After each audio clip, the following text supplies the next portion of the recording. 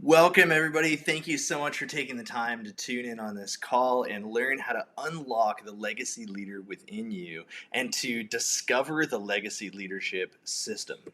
A few things that we'll be covering in today's call. We'll be going over a little introduction, learning a little bit about myself. We'll talk about the challenge of today's leaders, my journey into legacy leadership.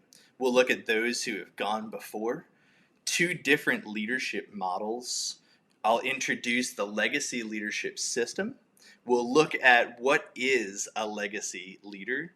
We'll look at the legacy leader foundations, and then a special offer for early birds who are hopping on and wanting to jump on and be part of this system. We'll go over how you can join the Legacy Leader Foundations program.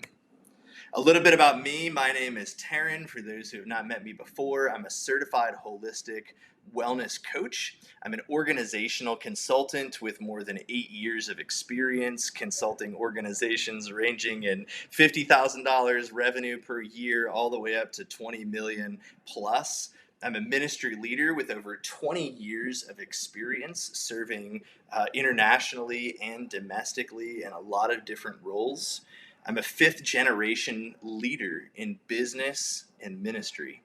I'm constantly focused on personal development and self-improvement, investing in myself. In 2023 alone, I've invested over $30,000 in my own personal growth and development. And I'm the owner and founder of multiple successful businesses and ministries. My personal mission statement is that I help leaders break free from burnout, find balance, and reclaim control over their lives, enabling them to thrive personally and professionally. When we look at the challenges of today's leaders, we see things like stress, burnout, lack of balance between their personal and professional life. Many leaders feel out of control. They feel a loss of power, or that they lack a sense of purpose. They lack true human connection, community, vulnerability, and authenticity. When I look at my journey into legacy leadership, I knew that I was a leader from a very young age. My parents really invested a lot in me and helped me learn how to lead and how to help others. Even from before I was 10 years old, I was getting involved in business and ministry leadership, learning how to lead other people, not only my peers, but even other adults in my teenage years. In 2005, my parents and I founded a ministry that we led together for many years.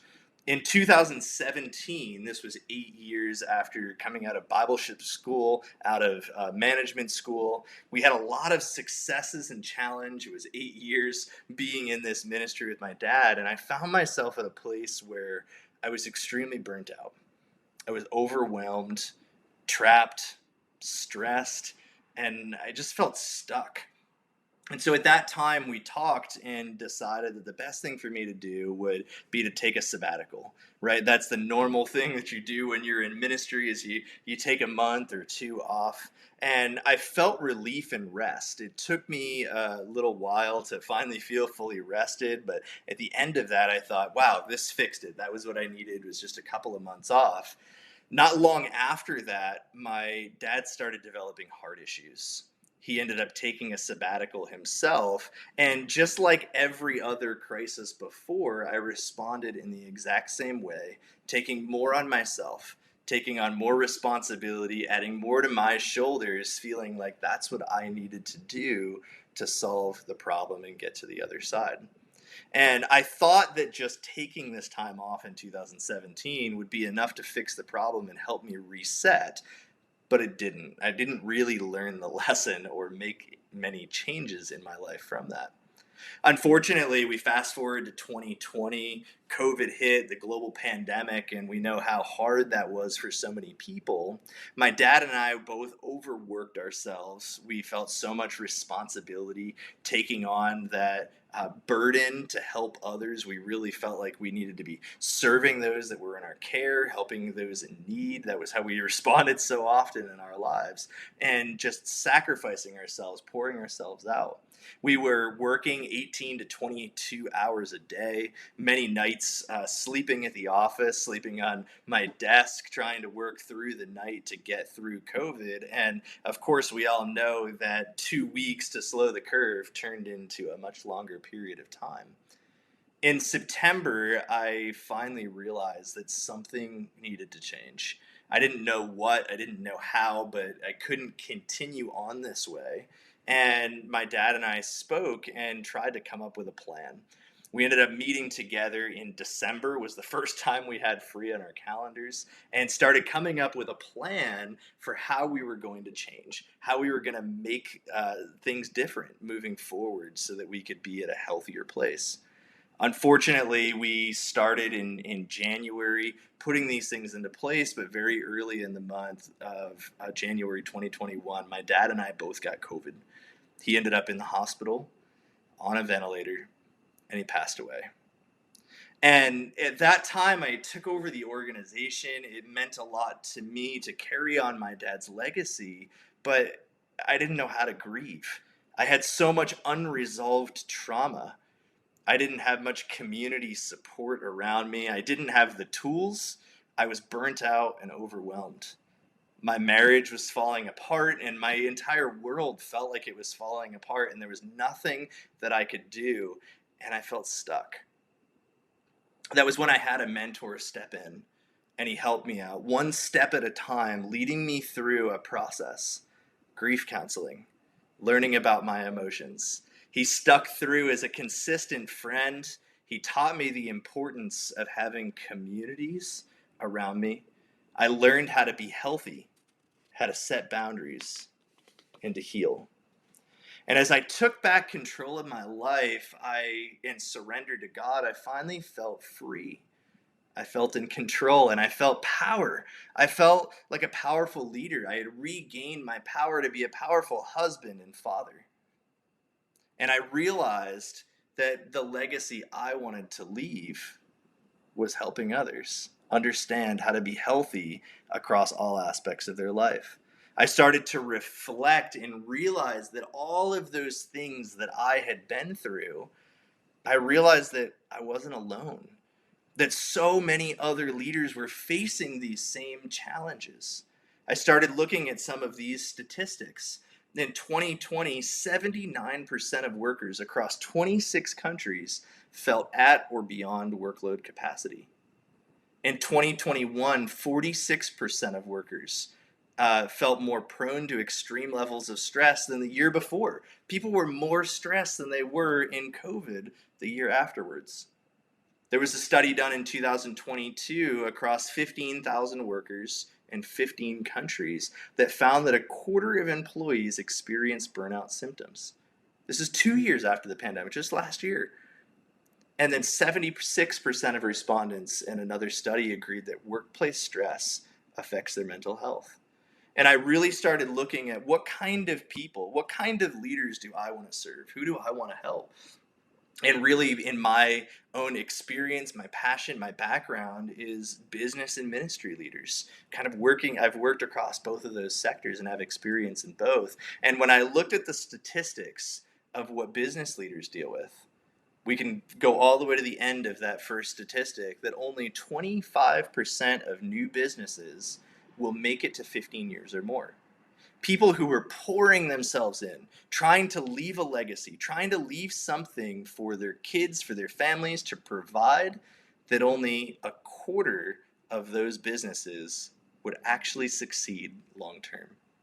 And then I turned to the ministry leaders and I looked at the turnover and the crisis that's happening across ministries in the United States and globally, is that pastors are feeling increasingly dissatisfied with their jobs. More than 40% have considered leaving the ministry in the past 12 months, according to the Barna Group. And the other part that I felt myself and I started to learn more about is the loneliness. In 2017, the Harvard Business Review found that half of CEOs reported feeling lonely in their roles, and 61% believed that it hindered their performance. In the church, the Barna Group found that 65% of pastors report feelings of loneliness and isolation, with 18% of those admitting to those feelings frequently.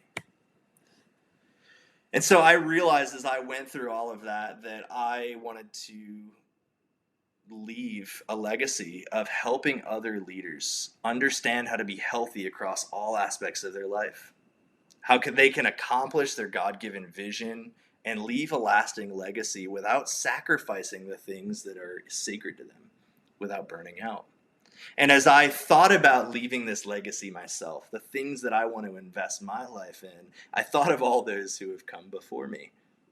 Like I said, I'm fifth generation in ministry and business leadership. This picture up in the right-hand corner, this was my great-great-grandmother who served in the Salvation Army. The picture in the bottom left, and then the one next to it of the couple with the baby, those are my great-grandparents, Alice and Norman Noble, who were brigadier generals in the Salvation Army. They helped to train and lead hundreds of people, hundreds of leaders who were helping to impact the world and make the world a better place. My dad's Uncle Bob and Aunt Judy, right above that, they were missionaries for over 28 years in Vietnam and Taiwan and have served, even now to this day, they've been in service and ministry, helping others to accomplish God's vision and helping them to do it in a healthy way. The black and white picture of the preacher was my grandfather. And right underneath that, it was my grandfather and grandmother leading a worship service. The two of them led and started one of the largest church movements in central Massachusetts back in the 80s. They helped found one of the largest marriage ministries in the Protestant denomination at that time. And they also founded a school of ministry and multiple church campuses and trained, again, hundreds of leaders who are still serving to this day across the country. And then I look at my parents, my mom and dad, Scott and Tanya, and I think of my dad who started his first business at 12 years old. He had a landscaping business. He wanted to go out and get a job at 12 and nobody would hire him. And so my grandfather said, well, why don't you start your own business? And he took that challenge. And by the time he was 15, before he even had his license, he owned 2 trucks. He had 15 to 20 people working for him. And my grandfather actually worked for him for a period of time when they were going through a hard time paying the bills. Later on in his early 20s, he led 27 marketing offices up and down the East Coast, helping to raise money for the Firefighters Association and lots of other good causes. And then eventually, him and my mom founded a ministry doing work all over the world. Albania, Kosovo, India, Greece, Haiti, getting involved domestically in the United States with youth programs and internships and training up other leaders and investing their lives in others. He and I had a consulting company and taught business and management seminars. And in this bottom picture, that was a picture of my grandfather, my dad, myself, and my son Kendrick, who is now a 6th generation, being invested in learning what it means to be a leader and to serve others and to make the world a better place. The 4 of us spoke at a Rotary Club together before my dad and grandfather passed away, talking about generational leadership and leaving a legacy. And I can't even take the time to speak of all the different mentors, all the different people who, in addition to the legacy of my family, have poured themselves into me, and the fact that I get to be part of carrying on their legacy as well, teaching the lessons and sharing the wisdom that they so freely shared and invested in me. And then all of the programs, the things that I continue to invest in myself, I get to build on the shoulders of these giants, to be able to add to the legacy that they started over so many generations and so many years. So I want to look at these 2 images and really really, as leaders, when I think about that idea as leaders and legacy leaders, I think of the idea of blazing a trail, making a path for others to follow. And when I thought of that idea, these two images came to my mind. I thought about making a path. And if I was to pit two people against each other, one with hand tools and the other one with a bulldozer, who do you think would win? It's the bulldozer every time, right? If they have to make a path through the middle of the woods, blaze a trail through uncharted territory, and chop down trees and make a path or whatever, right? The bulldozer would win every single day. But we need to adopt a completely different identity to use the bulldozer versus using the hand tools. You really can't compare the two. It's like trying to compare a horse and buggy to a spaceship. And too often we settle as leaders. We remain victims to the old way of doing things. But what if there was a better way? Well, you've probably already seen a lot of successes in your life, right? As a leader, you've probably accomplished some things. But what got you here won't get you to the next level. You need to change something. You need to become something and someone different. You need to change your identity. Stop being the frontier leader who's trying to accomplish all of your work and tools and to leave your legacy with Stone Age systems and step into the modern legacy leader image. Step into the legacy leader identity. When we look at these two different identities, these two different forms of leadership, we can see this frontier leader or the Stone Age leadership. You have to work hard, and labor is intensive.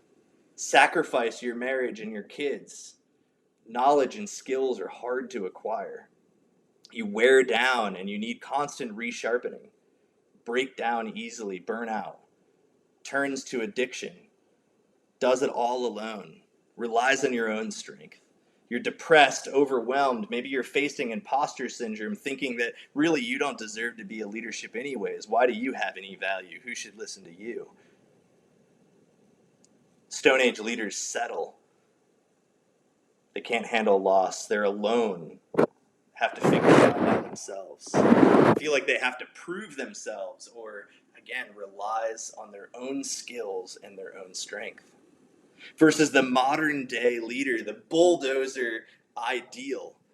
The legacy leader is powerful, balanced. Work is easy and fun. You can learn quickly. You're unstoppable. You have time, freedom. You're fulfilled. You can change quickly. You enjoy life. You're free. You have time for family. You enjoy community. You create a new future. You're healthy. You learn from others and leave a lasting path, building on the skills of others. And I love that between these two images, the idea of the hand tools, you're relying on 100% of your own strength, your own skill, and your own ability. Versus this bulldozer image, how many people invested themselves in designing and developing and creating the bulldozer. You had the person who made the wheel, the person who invented the motor, the person who invented the bucket, right? All of these different things were invested by different people, different skills, different ideas who continued to make this better. And now you're using that tool to accomplish the things that you want to accomplish and to leave that lasting legacy. We're so used to the old way of doing things. And because something is new and different, we often fight it. And I think of Galileo in this image. I went back and thought of, what would be a good image to help us understand this. And we've done this all throughout history, right? For so long, the earth was flat. For so long, the earth was the center of the universe. And when Galileo challenged that, he was thrown into a tower and imprisoned for heresy because people couldn't accept a reality different than their own.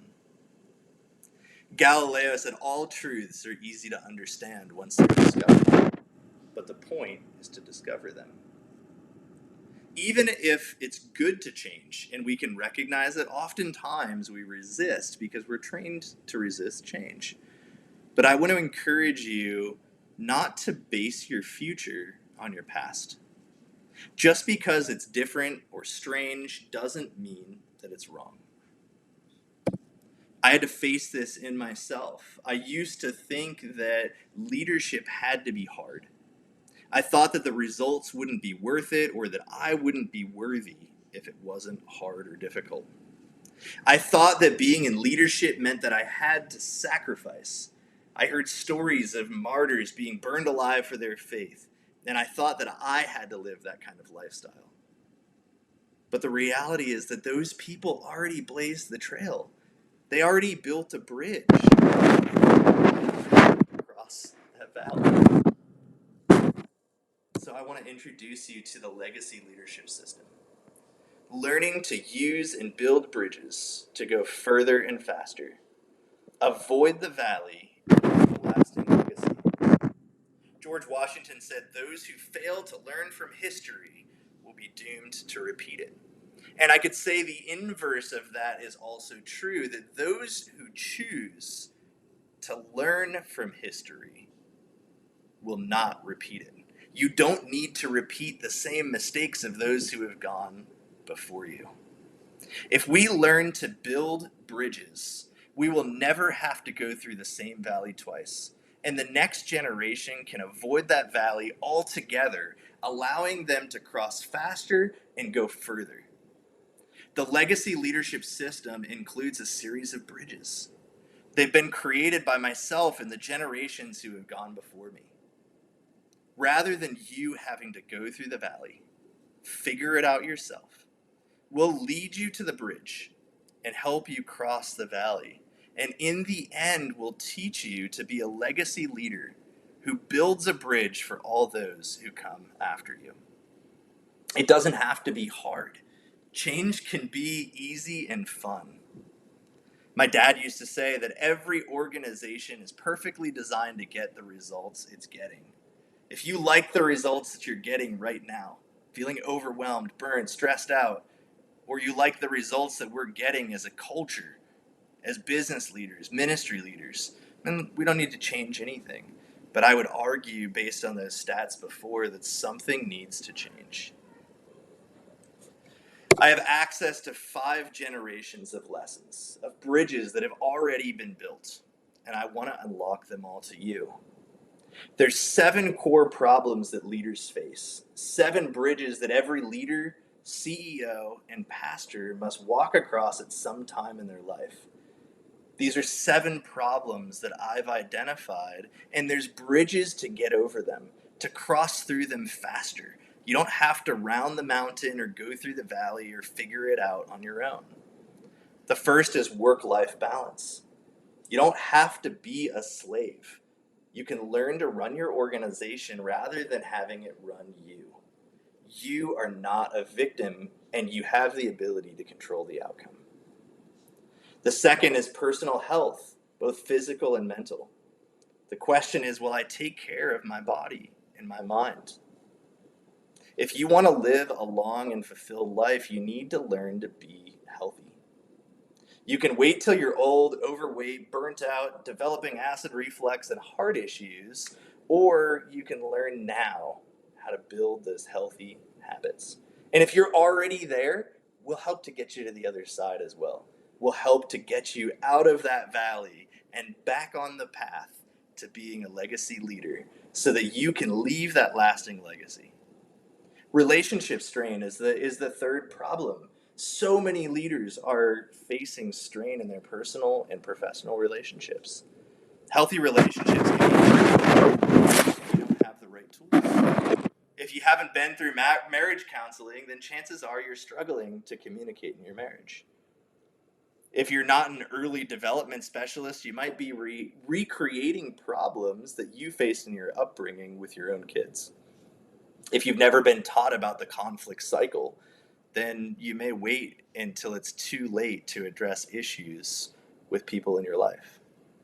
Unresolved trauma and emotional health, lack of community, lack of mentors, lack of core skills in your profession, lacking confidence or feeling imposter syndrome, financial freedom and independence. These are all different things that we'll tackle and will help you learn to overcome these problems as part of the legacy leadership system. So what if you're in the middle of the valley now? What if you're like this little guy who's standing there in the middle of the woods trying to find a path? Well, I would encourage you to find the ladder, ascend to the next level, get above the trees. We'll help you make a plan to get back on the path. And when you find yourself at a valley in the future, we'll give you a map. And rather than plowing through, blazing a new path, burning yourself out, see if someone else has already made a trail. I guarantee that you will face hard times. You'll find valleys that have yet to be crossed. All of the great leaders of old did. Martin Luther, George Washington, Jesus, Moses. But the key is to get to those places as quickly as possible. Don't get stuck where someone else has already made a way. And when you do eventually get to the dark places where you need to build a new bridge, don't do it alone. We'll teach you the skills to build a community, find mentors, to build a team of people who will help you blaze the trail, build a bridge, and leave a lasting legacy. So what does it mean to be a legacy leader?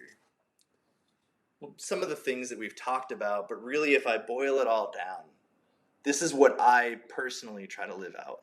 This is my definition of a legacy leader.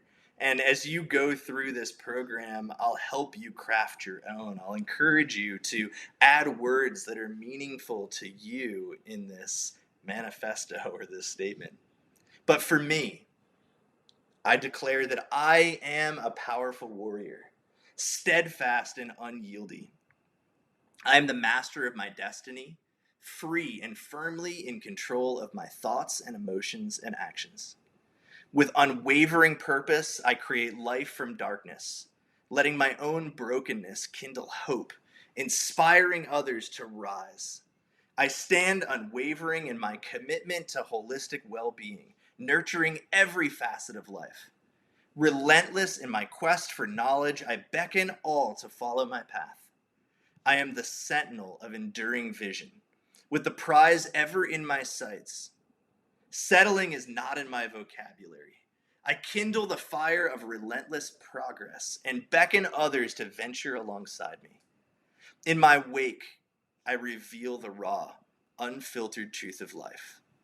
I offer sanctuary of non-judgment, a safe space where secrets find refuge. The love I spread echoes 1 Corinthians 13, and my presence radiates serenity. With every word, I inspire others to reach their highest selves. With dauntless courage, I venture to where others dare not. With mastery and leadership, I lead with wisdom and empathy. Together, we march towards a common purpose, fortified by a spiritual connection to God. I'm the embodiment of selflessness. I lend my voice to the weak, the poor, the needy, the broken, and the distressed. And with unshakable resolve, I declare I am a legacy leader. And so with that, I introduce you to the Legacy Leader Foundations program, where we will help you break free from burnout, find balance, and reclaim control so you can thrive personally and professionally. We'll help you learn to identify as a legacy leader, unlock bridges, and stop wasting time in the valley. We'll help you learn how to build bridges and leave a lasting legacy. Some of what you'll get in the Legacy Leader Foundations program. You'll have monthly live coaching with me and our other coaches. We'll have monthly question and answer times to get all of your questions answered. You'll have access to replays of all the coaching sessions. So even if you can't make it live, you can go back and rewatch or watch a number of times if you'd like.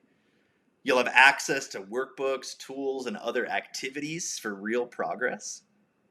Access to the Legacy Leadership Summit, where we'll spend some intensive time digging into these issues and helping you get real results. You'll have access to special sessions with guest speakers and an introductory wellness session. So I would encourage you to really think about whether or not you want to take on this identity of a legacy leader. And if you can resonate with any of the things that I've shared, if you want to leave behind that frontier leader image and take on the identity of a legacy leader, then I would encourage you to schedule a strategy session with one of our coaches. We want to make sure that this is a good fit for you. We don't want to have you just jump into a program and find out that it's really not what you need or what you want. During this strategy session, it'll be a 1-hour session where we'll go over your vision and intentions, where you're currently at in your life and leadership journey. And based on what you're looking for, we'll make a recommendation and possibly extend an invite into the program. This 1-hour session is normally something we would charge $500 for. But since you've taken the time to watch this video, we'll waive that fee under 2 conditions.